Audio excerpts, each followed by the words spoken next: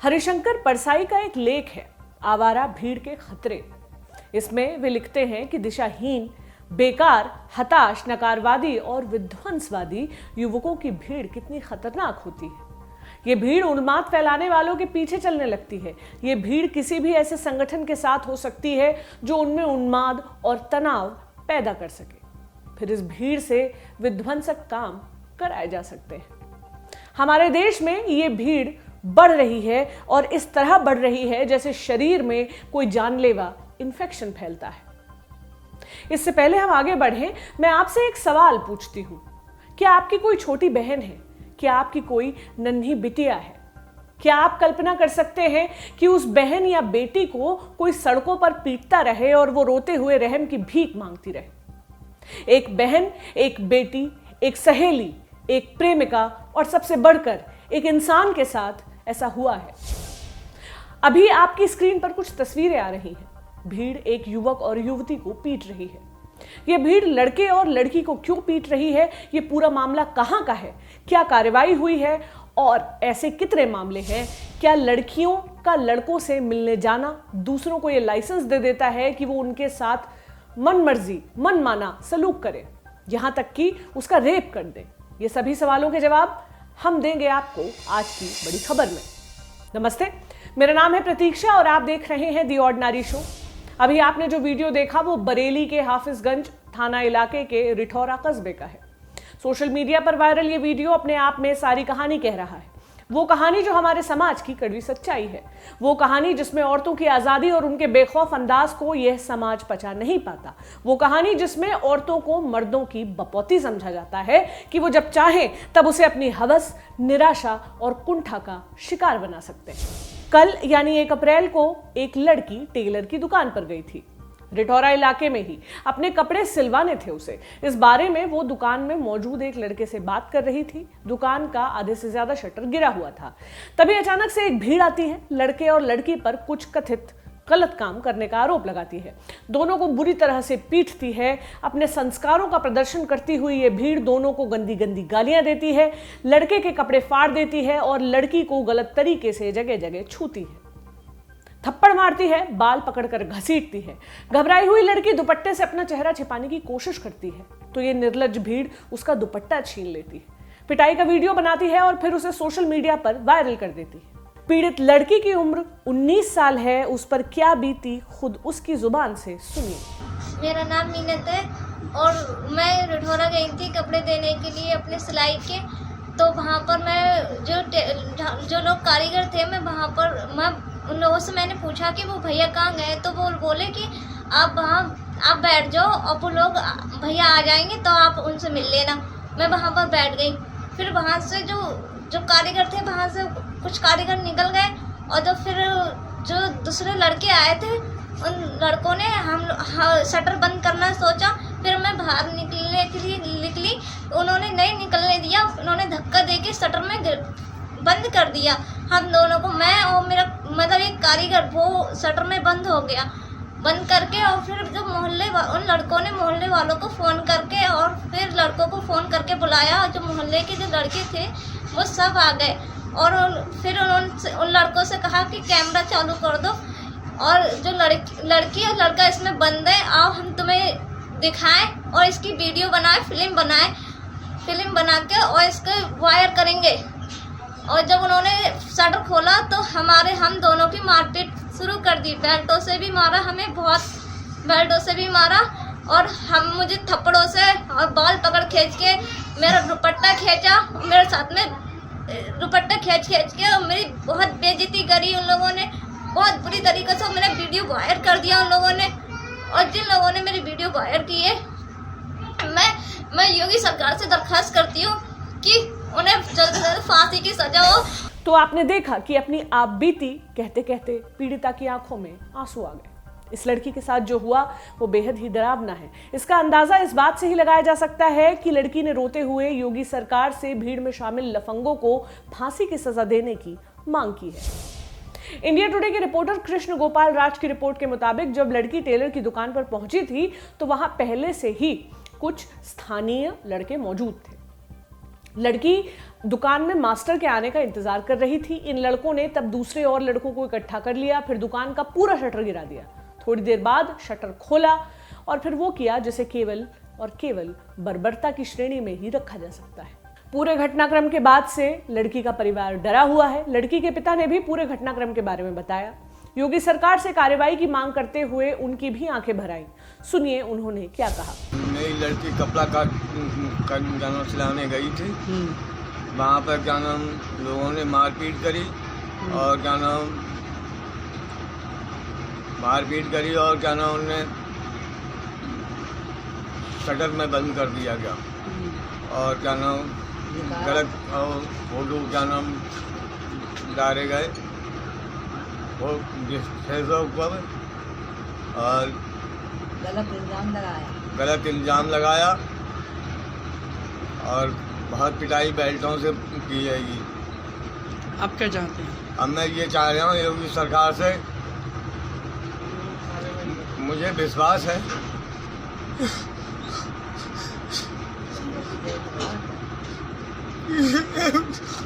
योगी सरकार से कि मेरा न्याय करेंगे।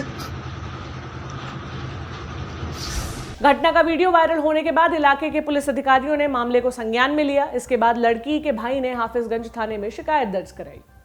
शिकायत के आधार पर पुलिस ने 4 लोगों के खिलाफ आईपीसी की धाराओं 323 और 504 के तहत मामला दर्ज किया है। दोनों धाराएं गाली गलौज और मारपीट से संबंधित है। इस मामले में और इसमें हुई कार्रवाई के बारे में बरेली ग्रामीण के पुलिस अधीक्षक राजकुमार अग्रवाल ने क्या कहा, सुनिए। कस्बा रठौरा थाना हाफिजगंज का एक वीडियो वायरल हो रहा है जिसमें एक युवक और युवती एक टेलर की दुकान के अंदर शटर बंद करके बैठे हुए हैं, जिसको शटर खोलकर उस मोहल्ले के कुछ लड़कों ने उन लड़के और लड़की के साथ मारपीट की है। इस संदर्भ में पीड़िता के भाई के द्वारा थाना हाफिजगंज पर 323, 504 का 4 लोगों के विरुद्ध नामजद गैर संज्ञेय अपराध पंजीकृत कराया है, जिसके संदर्भ में थाना हाफिजगंज के द्वारा जांच की जा रही है। जांच के उपरांत सारी कार्रवाई कब से की जाएगी।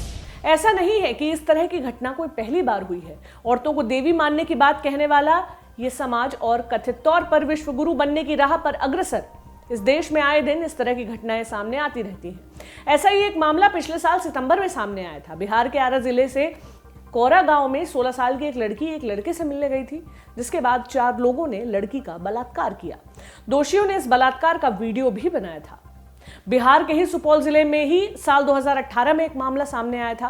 हिंदुस्तान टाइम्स की रिपोर्ट के मुताबिक यहां एक बोर्डिंग स्कूल में पढ़ने वाले लड़कों ने बगल के स्कूल की लड़कियों को पीटा था, सिर्फ इसलिए क्योंकि वे लड़कियां अपने प्रेमियों से मिलने जाती थी। तो इन लड़कों को लगता था कि वे उनके लिए भी उपलब्ध हैं। आए दिन वे लड़के उन लड़कियों पर फप्तियां कसते थे, जिसकी शिकायत उन लड़कियों ने अपने स्कूल में की थी। इससे नाराज लड़कों ने उन लड़कियों को पीट डाला। ऐसा ही एक मामला इसी साल मार्च में राजस्थान के भरतपुर से सामने आया था। एक लड़की अपने बॉयफ्रेंड से बात कर रही थी, तभी कुछ गुंडे उसके पास आए। उन्होंने कपल को गालियां दी और फिर पीटा भी।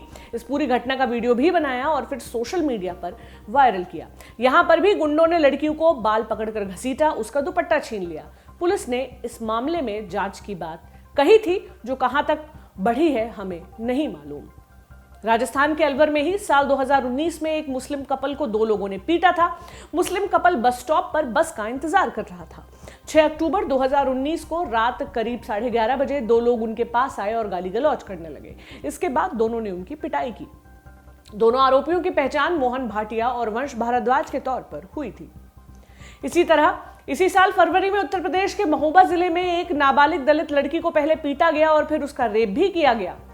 न्यू इंडियन एक्सप्रेस की रिपोर्ट के मुताबिक इस मामले में 2 आरोपियों कल्लू राजपूत और रोहित यादव को पुलिस ने गिरफ्तार किया था। रिपोर्ट के मुताबिक लड़की पनवाड़ी थाना क्षेत्र की रहने वाली थी और यहीं के एक लड़के से मिलने जाती थी। दोनों आरोपियों को यह बात पता थी, जिसके बाद उन्होंने कथित तौर पर उसको पीटा और फिर उसका रेप किया। कल के एपिसोड में हम लिव इन रिलेशनशिप्स में रहने वाले कपल्स की बात कर रहे थे।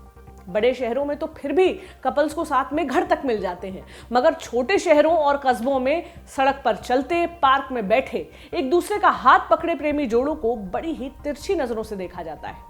अपने जीवन में प्रेम से महरूम रह गए कुंठित लोग प्रेमी जोड़ों पर फप्तियां कसते हैं, उनकी मॉरल पुलिसिंग करते हैं। उनके हिसाब से ये प्रेमी जोड़े समाज और संस्कृति को भ्रष्ट कर रहे होते हैं और ऐसा ना होने की कथित जिम्मेदारी उनके कंधों पर होती है। सिर्फ प्रेमी जोड़े ही क्यों, सिर्फ किसी लड़की और लड़के को साथ देखकर ही ऐसे लोगों की भौहें चढ़ जाती हैं। उन्हें लगता है कि कोई लड़का और लड़की अगर आपस में हंसते खेलते हुए खुशी खुशी बात कर रहे हैं तो न जाने कितना बड़ा अपराध कर रहे हैं, न जाने कितने बेशर्म हैं वो।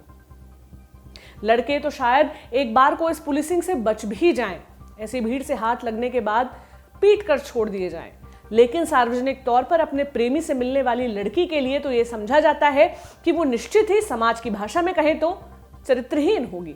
अगर वो एक लड़के से मिलने, उसके गले लगने या उसे चुम्बन करने के लिए राजी है तो जरूर ही उसका बलात्कार किया जाना चाहिए। खुद एक निहत्थी लड़की को पीटने, उसके कपड़े फाड़ने को तैयार बैठे लोग हों, या फिर पड़ोस की बेटियों की काजल की मोटाई नापते लोग हों, या राह चलती लड़कियों की स्कर्ट नापते लोग, पब्लिक ट्रांसपोर्ट में औरतों से सकते लोग, या दफ्तरों में अपनी महिला सहकर्मियों की खिल्ली उड़ाते लोग, ऐसे लोग किसी लड़की को चरित्र मेंटेन करना क्या सिखाएंगे। खैर, भीड़ के ऐसे रवैये के प्रति और प्रेमियों, लड़कियों से इस तरह के बर्ताव के प्रति हमारे अंदर जितना क्रोध होना चाहिए उसे इस एक शो में समेटा नहीं जा सकता। हम आते हैं शो के अगले सेगमेंट यानी सुर्खियों पर। पहली सुर्खी एक बार फिर चुनाव से जुड़ी है, स्पेसिफिकली कहें तो बंगाल चुनाव से। कल पीएम मोदी ने उलुबेरिया में रैली के दौरान कहा है कि सुनने में आ रहा है कि ममता दीदी 2 सीट से चुनाव लड़ रही हैं। मोदी के कहने का अर्थ था कि नंदीग्राम में ममता को हार का डर सता रहा है, इसलिए वो आखिरी चरण के चुनाव से पहले एक और सीट से नामांकन भरने जा रही हैं। ममता ने इस बात को सरासर गलत बताया। जाहिर है मोदी की टिप्पणी पर टीएमसी गर्मा गया। सांसद महुआ मोइत्रा ने ट्विटर पर कहा कि हाँ, वो दूसरी सीट से लड़ेंगी, वो सीट होगी वाराणसी, आप कमर कस लीजिए। याद दिला दें कि वाराणसी पीएम मोदी की लोकसभा सीट है। खैर, इसके बाद Mahua Moitra news channel NDTV से बात करते हुए बोली कि प्रधानमंत्री मोदी सड़क के किनारे खाली बैठे लड़कों की तरह बात कर रहे हैं। उन्होंने कहा, बंगाल में एक शब्द होता है रोकेर छेले, यानी वो लड़के जो सड़क के किनारे दीवारों पर बैठे रहते हैं और बगल से निकलने वाली हर महिला को दीदी ए दीदी कहकर आवाज लगाते रहते हैं। अगली सुर्खी आ रही है झांसी से। यहाँ उत्तर प्रदेश ने केरल की नन्स के शोषण के मामले में 2 लोगों को गिरफ्तार किया है। बीते 19 मार्च को 2 नन्स और उनके साथ नन बनने की ट्रेनिंग ले रही 2 किशोरियों के साथ कथित तौर पर अखिल भारतीय विद्यार्थी परिषद के कुछ लड़कों ने बदतमीजी की थी। वो लोगों के धर्म परिवर्तन का काम करती हैं, ऐसा आरोप लगा उन्हें ट्रेन से बाहर निकाल दिया था। मामले के बाद केरल के मुख्यमंत्री पिनराई विजयन ने अमित शाह को एक खत लिखा था और कार्रवाई की मांग की थी। अमित शाह ने केरल में एक रैली के दौरान नन्स के साथ न्याय का वादा भी किया था। अगली सुर्खी एक 14 साल की रोहिंग्या मुसलमान लड़की के बारे में है। इंडिया में रह रही इस लड़की को म्यांमार भेजने के लिए मणिपुर बॉर्डर क्रॉसिंग ले जाया गया, जहां उसका पेपर वर्क चल रहा था, मगर संयुक्त राष्ट्र ने दिल्ली पर दबाव बनाया और ये प्रोसेस रुक गया। ये लड़की लगभग 1 साल से असम में शरणार्थी के तौर पर रह रही थी। वहीं उसके परिवार ने बांग्लादेश में शरण ले रखी है। लड़की असम के निवेदिता नारी संस्था नाम के एक नॉन प्रॉफिट ग्रुप के साथ थी, जहां उसका ध्यान रखा जा रहा था, मगर ग्रुप की संस्थापक दिबा रॉय के मुताबिक उनको प्रशासन से निर्देश आए कि वो लड़की को पुलिस के हवाले कर दें। संयुक्त राष्ट्र के मुताबिक ऐसे समय में जब म्यांमार में तख्तापलट के बाद हिंसा फैली हुई है, लड़की को वहां वापस भेजना खतरे से खाली नहीं है। यहां खत्म होती है हमारी सुर्खियां। अब बारी शो के आखिरी सेगमेंट यानी चलते चलते की। आज मैं आपको रेकमेंड कर रही हूं एक फिल्म जो आपका जी भारी और हल्का दोनों कर सकती है और देर तक सोचने पर मजबूर भी कर सकती है। फिल्म में एक लड़की है बेहद उदास, एक लड़का है जिसे सब पगलैट कहते हैं। दोनों स्कूल में पढ़ते हैं। लड़की के जीवन में कुछ ऐसा हुआ है कि वो खुश नहीं रह पाती। लड़के के जीवन में क्या हुआ कोई नहीं जानता। एक ही क्लास में पढ़ते हुए इन्होंने कभी बात नहीं की थी। एक गहरा दुख दोनों को साथ लाया और बांधे रखा। इस फिल्म का नाम है all the bright places. Theodore को सब फ्रीक कहते हैं, आम भाषा में पागल। वहीं वायलेट कभी एक खुशमिजाज लड़की थी जिसे एक हादसे ने बदल दिया। संयोग से दोनों की मुलाकात होती है और वायलेट समझती है कि थियोडोर वैसा भी नहीं जैसा लोग समझते हैं। ढेर सारी बातें हमें कैसे सुखी और बेहतर इंसान बना सकती हैं, ये दोनों चरित्र हमें समझाते हैं। ये फिल्म टीनेज रोमांस को एक बहुत मैच्योर एंगल से ट्रीट करती है, जो आमतौर पर हमें नहीं दिखता। टीनेजर महज एक सेक्स को उतावला, बागी, पार्टी करने वाला, बेदिमाग नाबालिग नहीं है, बल्कि रिश्ते समझता है और जिंदगी में बहुत दिक्कतों से डील करता है।